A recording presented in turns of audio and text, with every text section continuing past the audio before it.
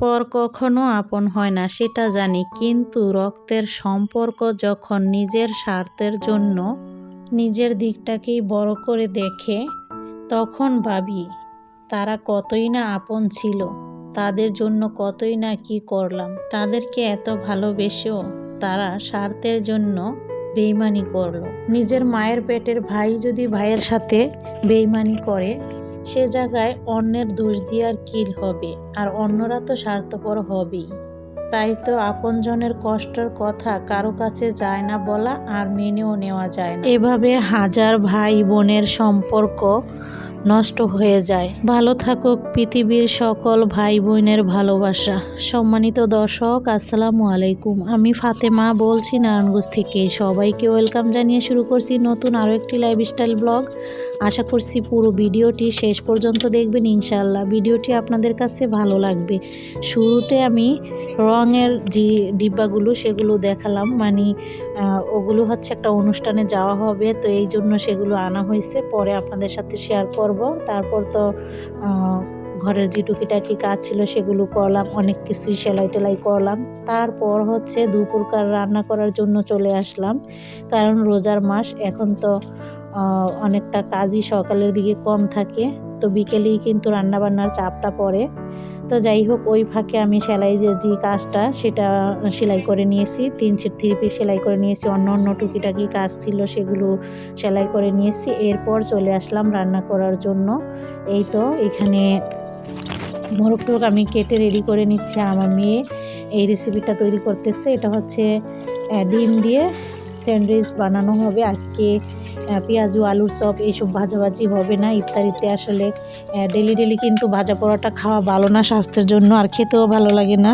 তাই একটু ভিন্ন টাইপের কিছু করাই ভালো। তো এই যে এখানে হচ্ছে 2 দিন আগে কিন্তু চিকেন দিয়ে করা হয়েছিল স্যান্ডউইচটা, সেটা খেতে অনেক ভালো হয়েছিল। এখন হচ্ছে ডিম দিয়ে করা হচ্ছে। তো এটা মেয়োনিজ টমেটো সস মিক্স করা হলো।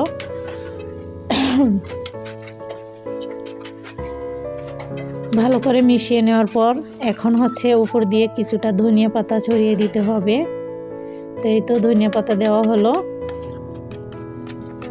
তারপর হচ্ছে এখানে ব্রেড নিয়ে এখন সুন্দর করে কিন্তু এই তো এখানে মেয়োনিজটা নেওয়া হলো, ব্রেডের উপর লাগিয়ে দেওয়া হলো।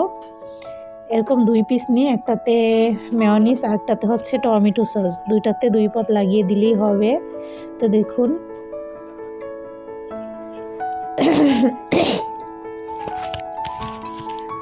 তারপর হচ্ছে ওই যে বানানো যে পুরটা সেটা কিন্তু এখানে দেওয়া হলো।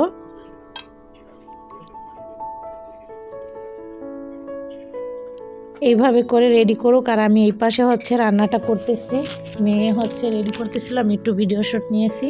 যখন ভেজে নিব মানে ফ্রাই করব তখন আপনাদের সাথে শেয়ার করব। তো এই যে আমি হচ্ছে তেল দিলাম, তারপর পেঁয়াজ কুচি গরম মশলা দিয়ে দিলাম।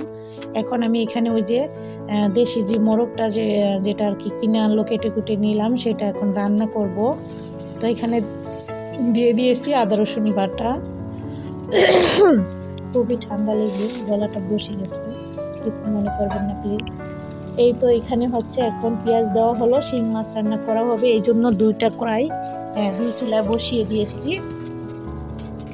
এখন হচ্ছে হলুদের গুঁড়া দিলাম, তারপর মরিচের গুঁড়া আর কাঁচা মরিচ, মানে এই জন্য লাল মরিচের গুঁড়াটা কম দেওয়া হলো। কিছুটা পানি দিয়ে ভালো করে মশলাটাকে কষাতে হবে।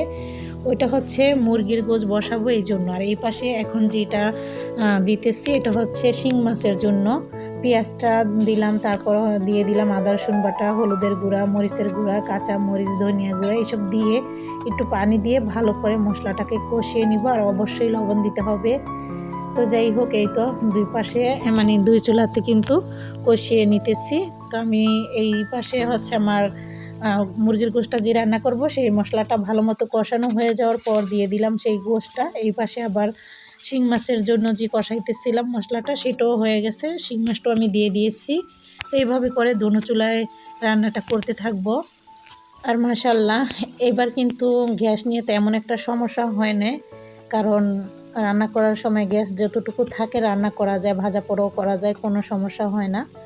তো এই যে এখানে আমি এখন লাউয়ের ডগা দিয়ে কিন্তু ওই আর কি শিং মাছটা রান্না করা হইতেছে, সেটা কষিয়ে নিচ্ছি। আর এই তো এখন কষানো হয়ে যাওয়ার পর অল্প পরিমাণে ঝোলের পানি দিলাম, দিয়ে ঢাকনা দিয়ে ডেকে রান্নাটা করতে থাকবো। তা নামানোর আগ দিয়ে হচ্ছে জিরা গুঁড়া দিয়ে নামিয়ে নিব। আর এই পাশে হচ্ছে যে মুরগির গোশটাকে ভালো মতো কষাতে হবে। তো এখন হচ্ছে আমি কষিয়ে নিচ্ছি, একটু নেড়ে দিচ্ছি, তারপর ঢাকনা দিয়ে আবার ডেকে দিব। ওই পাশে আমার মেয়ে হচ্ছে ফল কাটতেছে, ছেলে হচ্ছে শরবত গোলাইতেছে, আর দেবরের ছেলেও পাশে আছে, ও হচ্ছে হেল্প করতেছে। তো মাশাআল্লাহ ছেলে মেয়েরা ইফতারের কাজে সাহায্য করতেছে। আল্লাহ ওদের রোজাকে কবুল করে নিবে। সবাই আমরা রোজা আছি, ছেলে মেয়ে আমরা সবাই রোজা আছি। আমার শ্বশুর আছে বাসায়, আপনাদের ভাইও রোজা আছে, আমিও রোজা আছি। আমরা কেউ রোজা এই পর্যন্ত আল্লাহর রহমতে ভাঙা হয় নাই। আমাদের মেয়েদের তো রোজা ভাঙা হয়, কিন্তু আলহামদুলিল্লাহ এখনও পর্যন্ত আছি। ইনশাল্লাহ চেষ্টা করব বাকিটুকু যেন থাকে। তো সবাই এই রোজা রাখি, আমরা কোনো কারণ ছাড়া রোজা ভাঙি না। তো এই তো আমি কিন্তু মুরগির গোশটা ভালো মতো কষিয়ে নিয়েছি, তারপর হচ্ছে ঝোলের পানি দিয়ে দিলাম।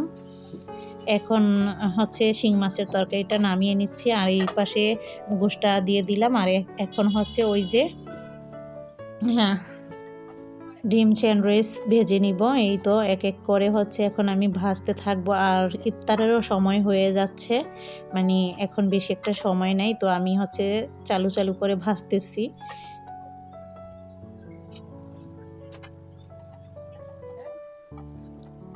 এই তো এক এক করে হচ্ছে সব কটাকে ভেজে নিতে হবে। খুবই তাড়াহুড়া করে ভেজে নিচ্ছিলাম, কারণ 3-4 মিনিটের মতো সম্ভবত আছে। আমি এখন ঘড়ির টাইম দেখারও আমার সময় নেই, আমি ভাজতেছিলাম। এই তো ভাজা জিরা গুঁড়াটা দিয়ে দিলাম গোছের তরকারিতে, দিয়ে এখন হচ্ছে নেড়ে মিশিয়ে নিলাম। আর হচ্ছে এগুলো এখন ভাজতে ভাজতে হচ্ছে আমি দিয়ে আসবো, যেন প্লেটে সাজানো হয়। বাকিটুকু আবার পরে নিয়ে যাব।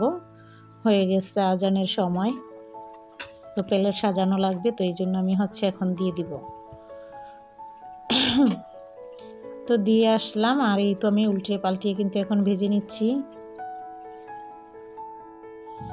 তো এই তো ইফতার টেবিলে সাজানো হয়ে গেছে, আর সেখানে নিয়ে আসা হলো, বাকিটুকু ভেজে নিব।